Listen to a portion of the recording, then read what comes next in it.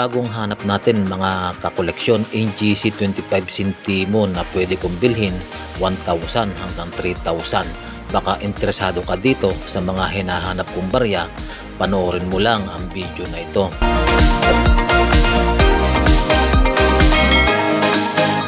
Hello, good day po sa inyong lahat dyan, and this is Dan's Collection. So mga kakoleksyon, share ko lang po yung mga nakolekta natin na NGC 25 centimo. Ayan po. Karamihan po dito mga year 2018 at year 2019. Mas marami po yung year 2018 na NGC 25 centimo. Ito po yung mga nakuha natin na isusukli sa atin sa mga tindahan, sa mga mall. Inipon natin. So napakarami po niyan mga kakoleksyon. Ayan po. So hindi pa natin nakikita ito. So share ko lang, ibabagi ko lang sa inyo yung mga nakuha nating mga barya. So may series nga po ito na mula year 2017 hanggang year 2019. Mga standard circulation coins po ito, ibig sabihin patuloy po na umiikot ito ngayon sa sirkulasyon. 25 centimo po ito, 25 centimo din po ang halaga nito. At ang composition po nito mga kakoleksyon ay nickel plated steel. Ibig sabihin namamagnet po ang mga new generation currency na 25 centimo. Ayan po. Magnetic po lahat yan. Mula year 2017 hanggang year 2019. At may timbang po ito na 3.60 grams. At ito nga po ang mga bagong serye ng new generation currency year 2017 hanggang year 2019. At ito nga po ay plain age mga kakoleksyon.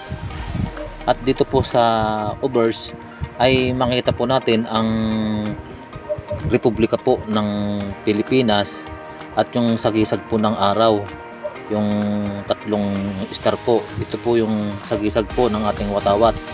At ang year 2018 25 centimo. At ito po sa reverse ang bulaklak po ng Katmon. Ayan po. At yung bangko, yung bank seal po ng Bangko Sentral ng Pilipinas.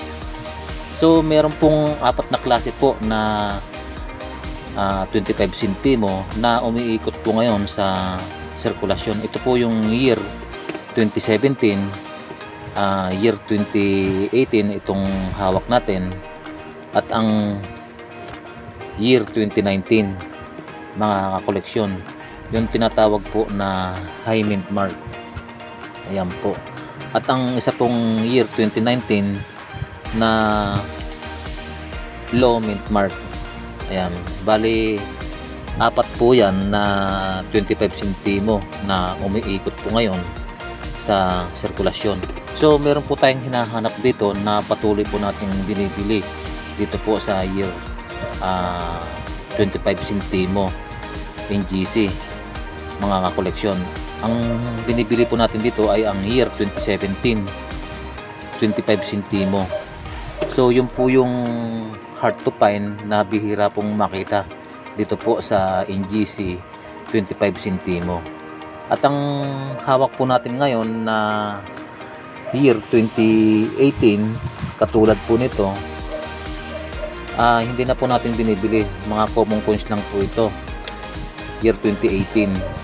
At ganoon din po ang year 2019 na high mint mark.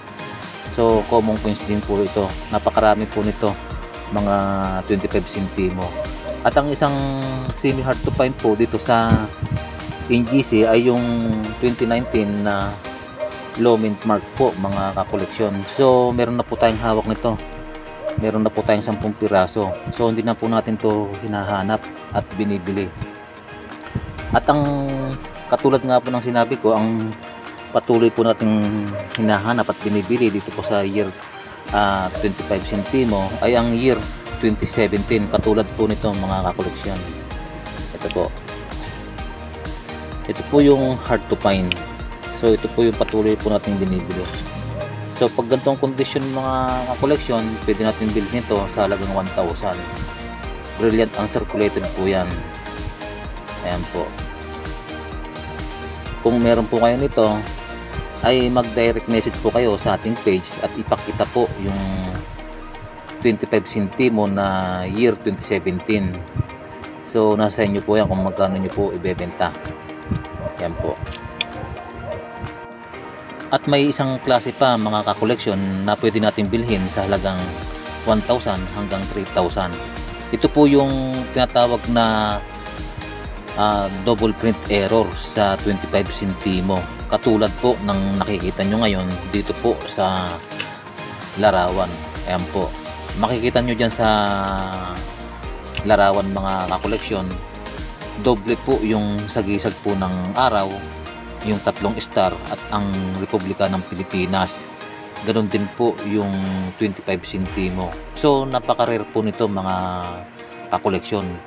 Napakabihira pong makita po itong error na ito dito po sa NGC 25 centimo. So swerte po kung meron po kayong natatabi nito. Yan po, isa rin po yan sa mga patuloy na hinahanap din po ng mga coin collector. So sana nakapagbigay po uli ako sa inyo ng kunting impormasyon tungkol po dito sa mga barya. So maraming salamat po uli mga ka-collection sa patuloy po ninyong pagsuporta sa ating channel. At maraming salamat din po sa mga nagpapalo po sa atin at patuloy po na nag-share sa ating mga video. So maraming salamat po. God bless po sa inyong lahat.